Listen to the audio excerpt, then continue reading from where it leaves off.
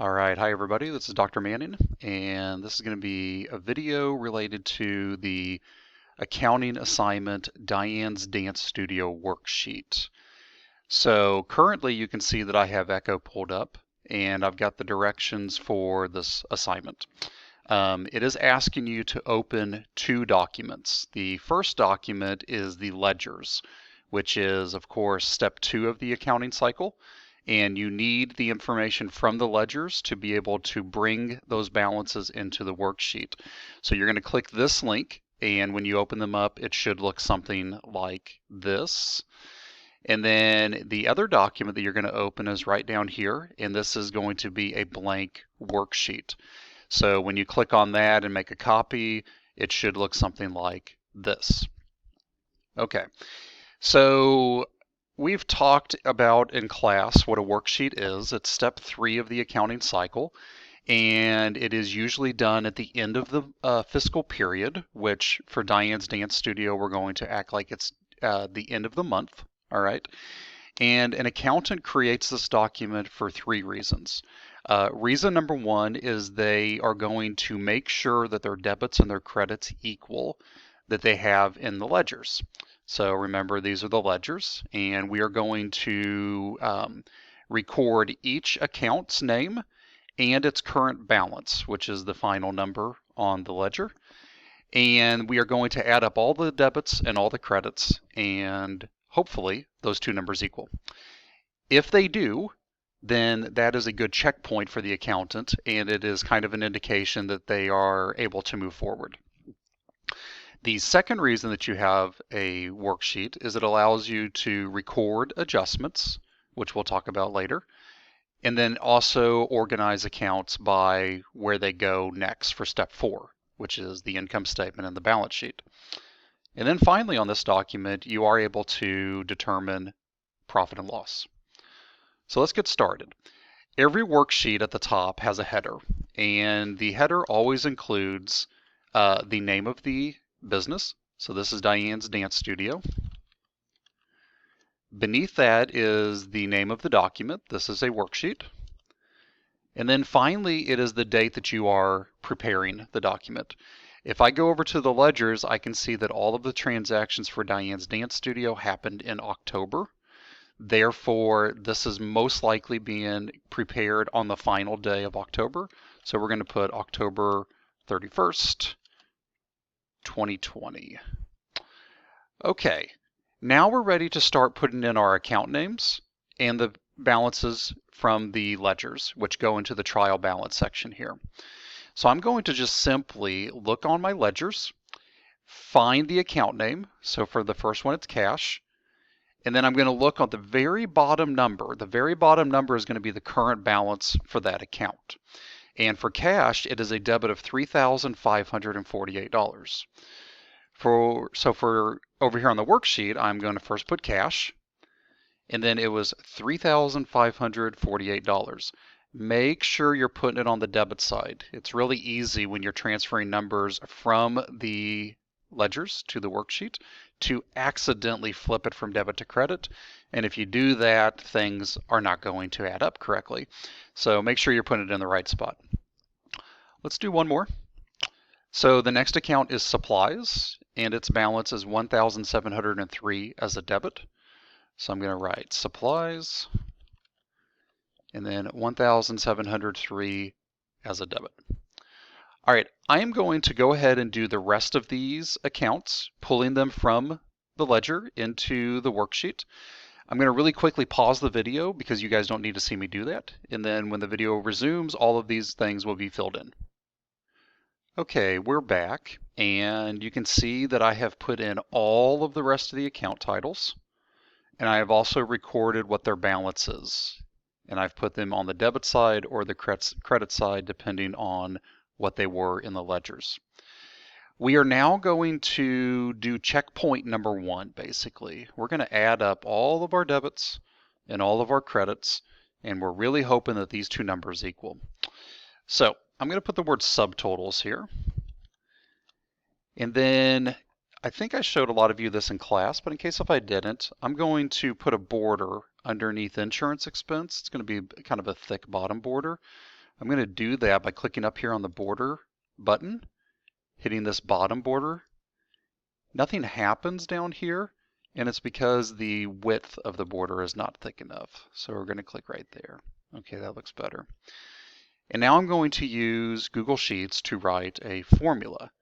Anytime you do a formula, you're going to always start with the equal symbol. You could just use a calculator to do this, but Google Sheets is basically a big calculator. So I'm going to do equals, and I'm going to type the word sum, S-U-M. S-U-M means that I want to add a bunch of things. And then I'm going to start the parentheses, left parentheses. Once I do that, I am going to do a left click and drag all the way down the list, even including things that don't have any numbers in them, and I'm going to hit enter. And it tells me that I have $9,776 of credit. One cool thing about Google Sheets is once you do a formula or an equation, if you want to do that over and over again, you can actually drag the equation over or drag it down to make it do that same equation over and over and over again, just for different columns or different rows. In this particular instance, I do want to add up all of this column, and I'm eventually going to add up these other columns too. So I'm going to drag this over by clicking on this tiny little box in the bottom right corner, doing a left click and holding it and dragging to the right really slowly. And when I let go, it's going to calculate all of my credits. And then it's going to also put in a dollar symbol with a little dash mark on the other spots. The reason that's showing up is because we've done a calculation, but currently there are no numbers in that area to calculate. As soon as we start adding numbers, you'll start to see these dollar signs and dashes update for us. Okay, we've got some good news here. The debits and the credits both equal. So that is checkpoint number one. We can now feel comfortable moving through the rest of the document. Also, we are now done with the ledgers. So if you want to, you can close the ledgers out because you don't need them anymore now that they've been transferred over to the worksheet. Okay, so let's talk a little bit about adjustments. We just did the trial balance section. We are going to now move to the right, adjustments. So an adjustment is when an accountant determines that a balance in a particular account is not totally accurate.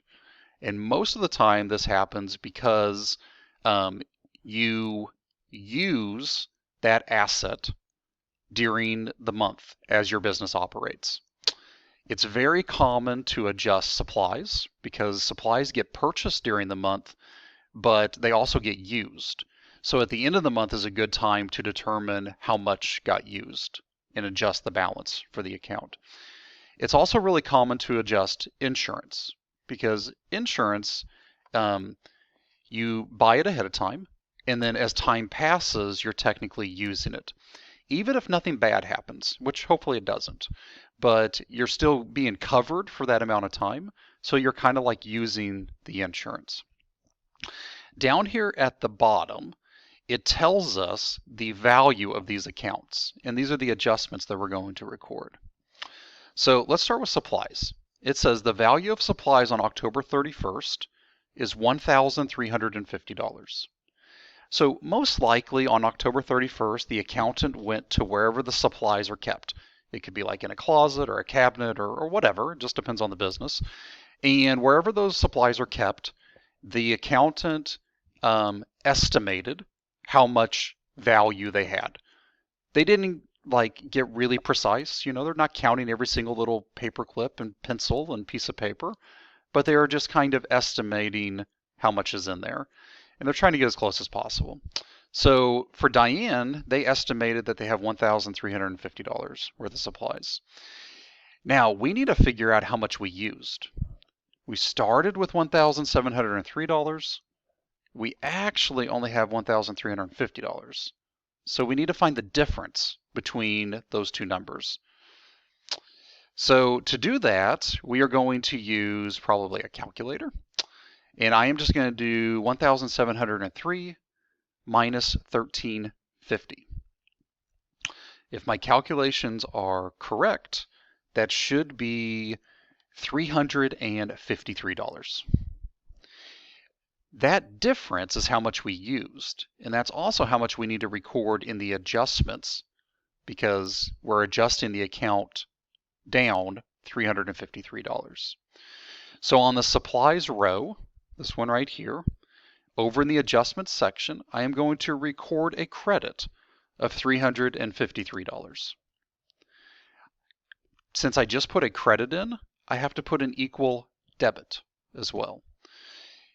The account supplies expense is used to show how much supplies you've used. So it is the logical place to put the debit, $353. Finally, because these two are linked, I am going to put a little lowercase a in the green section of both of them to show that this is one adjustment that was made. All right, let's do that for insurance as well. So I go down here to the bottom. It says the value of prepaid insurance on October 31st is $275. So I'm going to use the exact same method I just did.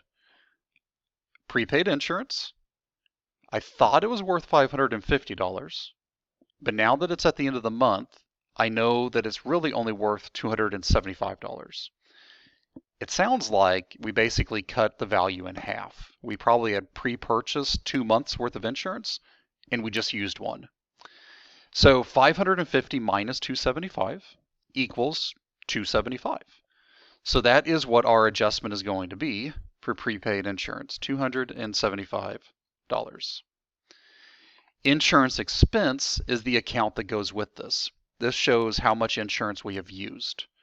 So on insurance expense in the debit side, we're going to put $275. I'm going to give both of these a B this time to show that it was my second adjustment and to show that these two values are linked. Also, down here at the bottom of the adjustments in the subtotal section, it has automatically calculated these two numbers being added together because we did that equation earlier and dragged it to the right. Okay, I'm going to pause this video now because we still have to finish this out, but I want to do it in a part 2.